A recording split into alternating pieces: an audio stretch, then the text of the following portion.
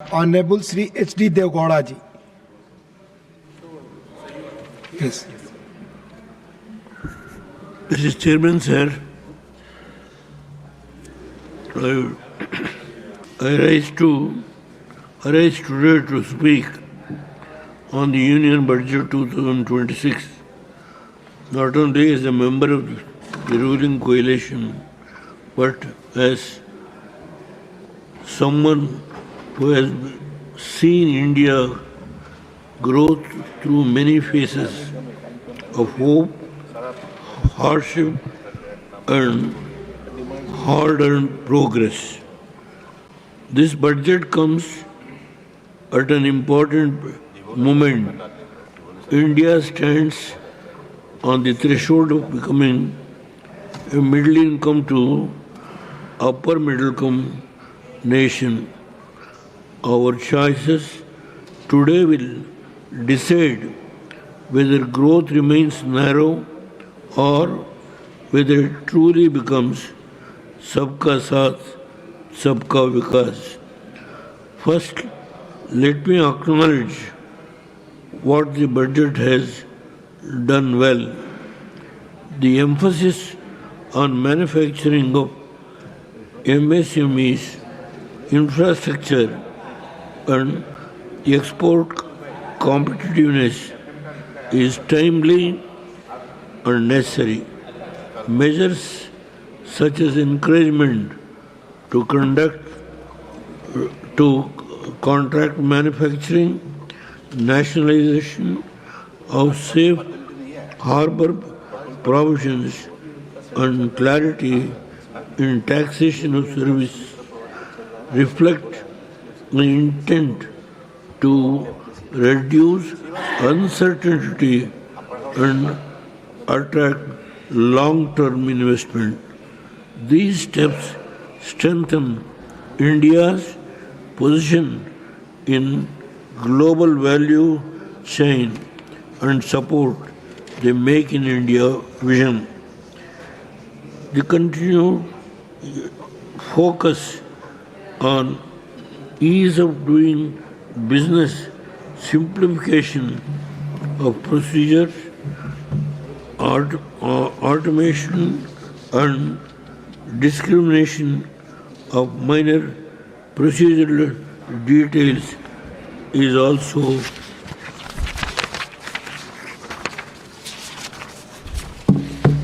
welcome. The modern economy cannot grow if entrepreneurs live in a fear of compliance mistakes. Governance must be firm, but it must also be fair.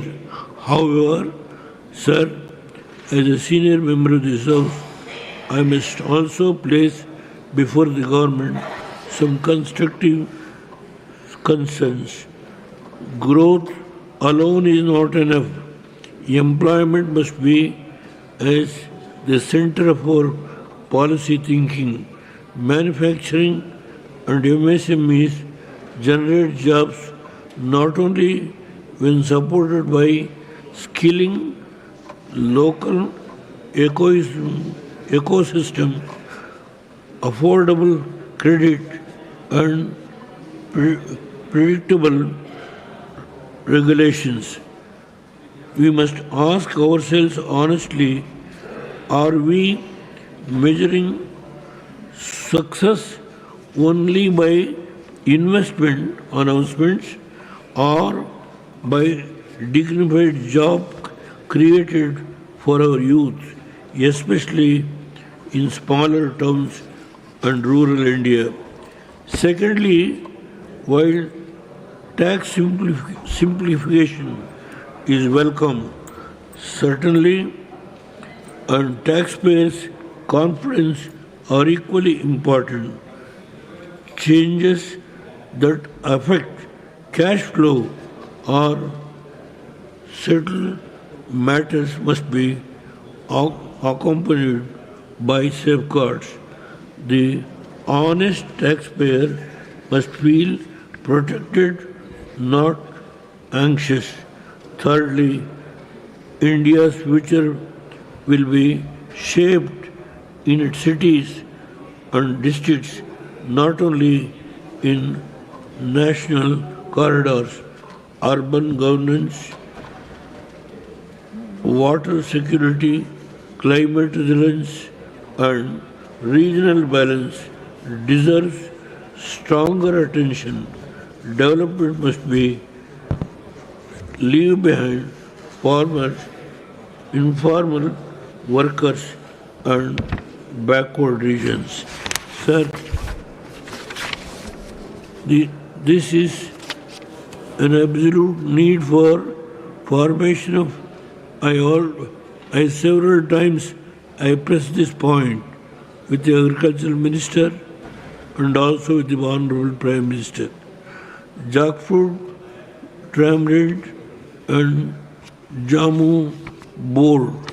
All these are originally grown, has multiple health benefit, grown in rain-fed with least water requirement, huge demand for the products in domestic market, which is helpful to the small and marginal farmers.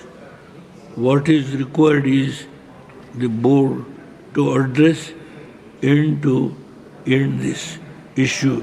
Sir, I am not going to make any comment on what has happened in Bihar about Makana board. I welcome it. At the same time, in South India, including Kerala, including Tamil Nadu, some part of Karnataka, the southern Karnataka, especially the jackfruit and tamarind, the fruits are most useful and it will be consumed by our, not only by our family, the poor families who are preparing various foods. Sir, this is one of the important issues I have pressed. I hope and trust the Honorable Prime Minister and the Agriculture Minister will certainly consider this request. Sir, it is a congratulatory note that the government is supporting the high value crops such as coconut, sandalwood, cocoa, and cashew in our coastal areas. Sir, coconut is popularly called as Kalparuksha, provides nourishment to all age people with multivarious health benefits. Coconut is the lifetime in the majority of the coconut growing belt, hence provided increased budget to address major burning issues. The total budget provided is 3% of the total budget for agriculture. In view of the justification given in the report, it is appropriate to provide at least 5% of the total budget of the agriculture sector for this coconut the problem.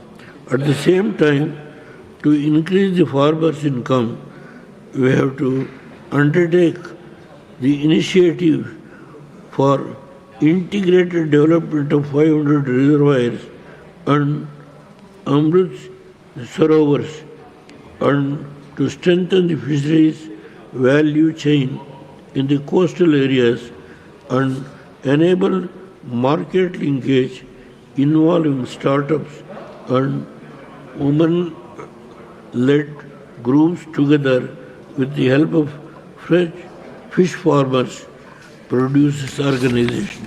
Sir, I only suggest in this, I welcome while welcoming this government decision for sanctioning of this so-called 500 reservoirs.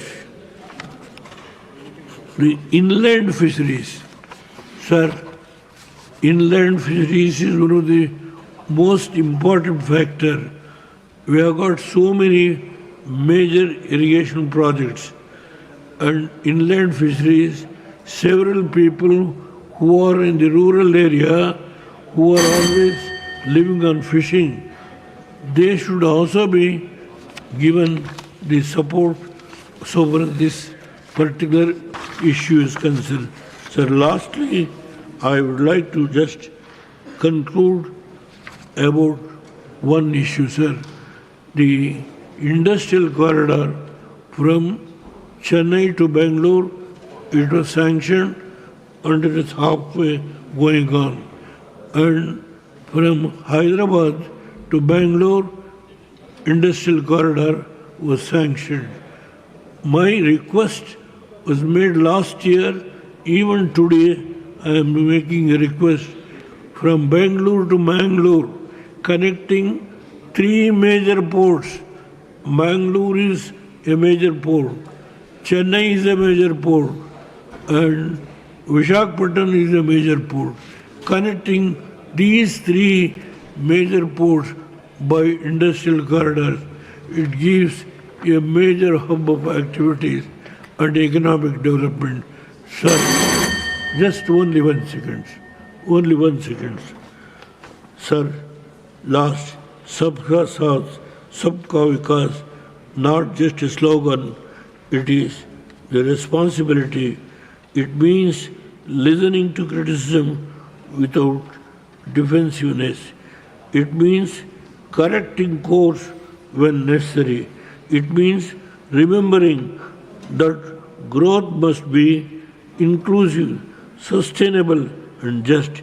India has the talent, the enterprise, and ambition to lead the world. Let this budget be remembered not only for the members, but for the wisdom for building an economy that is strong today and ensure tomorrow. With these words, I extend my support to intern Thank you. the budget Thank you. and hope that this creation will truly reflect the aspiration of every Indian. Thank you. Thank you.